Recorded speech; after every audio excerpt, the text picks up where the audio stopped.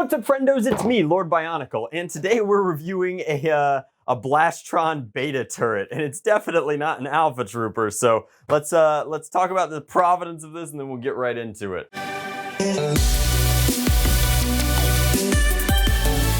So this was a tag along in my package from my good friend Brian Hoffer, and I don't know what to make of it. I know where it came from. I know kind of like how these blasters make it to the market. I don't know how Blaster Hub got their hands on this one, but I appreciate him sending it over to me almost explicitly because it is very, very difficult to make a video every day, and they can't all be gems, and they certainly can't all be winners, but I guess in rare cases, they can be betas. Let's take a look at the box. So the explanation for this blaster, the Blastron, is that quite simply it has an arming lever, which is going to be the priming grip. It has a dart chamber. It looks like it's an over-under.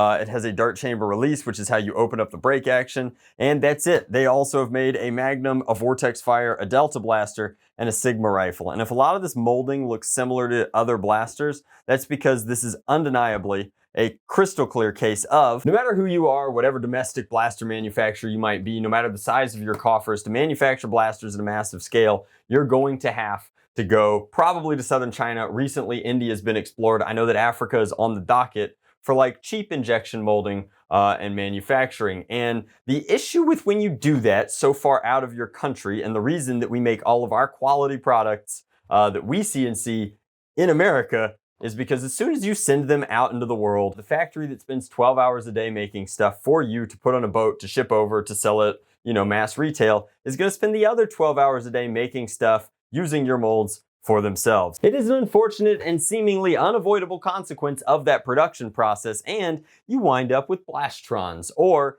the 5 or 6 other companies that do something very similar and are always in the basement of the main Javis Center at Toy Fair. They're usually there, they usually have a couple of samples, and they are probably not enthused by the concept of legal teams from those other companies visiting their booth. However, they do make some funky stuff, and sometimes they're not carbon copies. These definitely have elements of different Adventure Force and Zuru blasters. This one appears to be more X-Shot than anything. However, let's liberate it and have some fun goofing around with it. See what kind of performance they get. Of note, these are definitely the same sort of can targets that a lot of these knockoff blasters and some of the dollar store stuff comes with.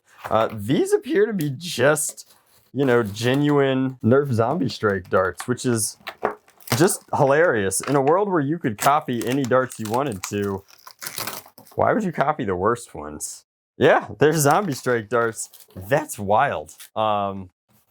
Just pretty funny. Claiming ranges of up to 80 feet. That's about all we need to know about it. Let's go ahead and duck it out.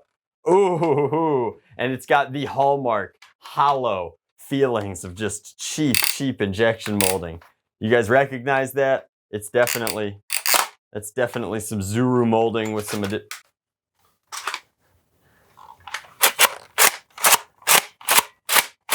Can you hear that? Here, wait. Just get the full Asmar experience. Click. Click.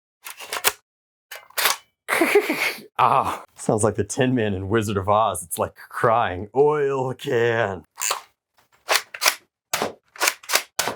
Hilariously, it might actually, it's got some power. It's definitely not got air restrictors. I guess they're not, full on crazy. They're not using other people's patented technology. It's definitely kind of cheap, but it's robust enough in its hinge that it can handle that abuse.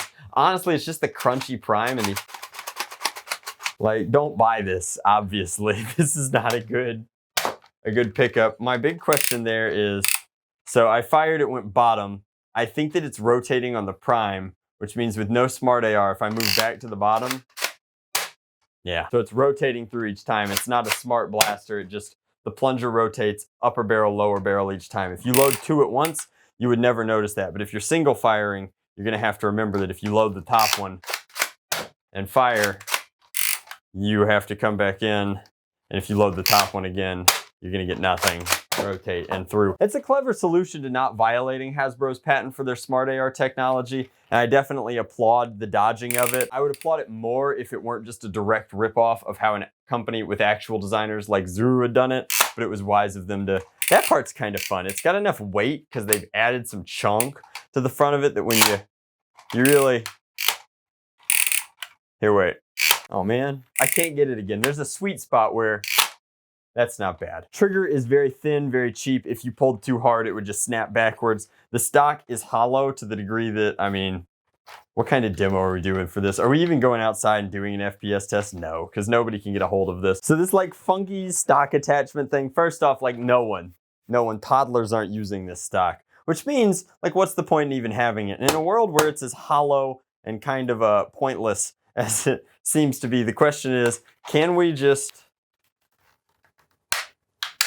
Oh no, it broke here instead. So the screws, I guess, where they've put them in here are just, this is a torsion spring that's escaped, so now my trigger's not returning anymore. The bottom line is, like when a blaster is this cheap, and you could never do this with like a blaster that would be sold on shelves at like Target or Walmart, but I'm pretty confident that if I lean into it like this, yeah.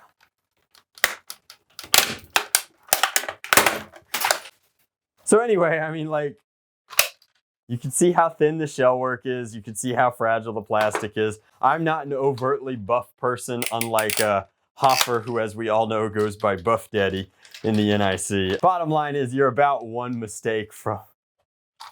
Again, there's a world where you can interpret this to be like, oh man, Brian, I don't appreciate this gift. But in reality, it's like, this is its primary value, is it's gonna be entertainment value. I also donate a lot of blasters every year. I don't feel bad about breaking one for comedic value. I'm pretty confident that the hinge here, while it's actually somewhat robust there, I think that the second you catch it down, it's got such a thin point of articulation.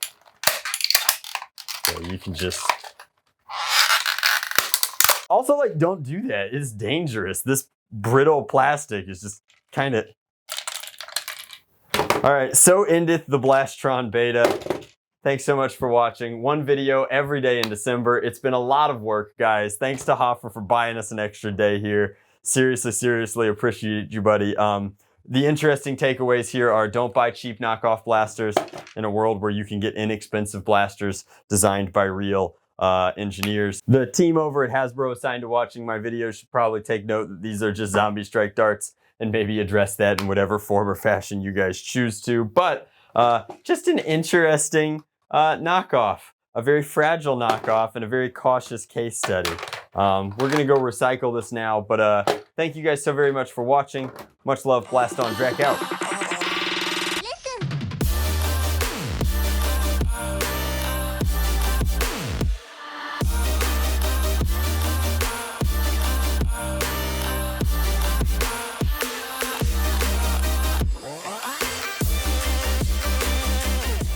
Shout out to the one crazy dude on Discord who's trying to collect all of my intro videos from every video this year. I changed this one up explicitly to see if you're paying attention. Your move, bud.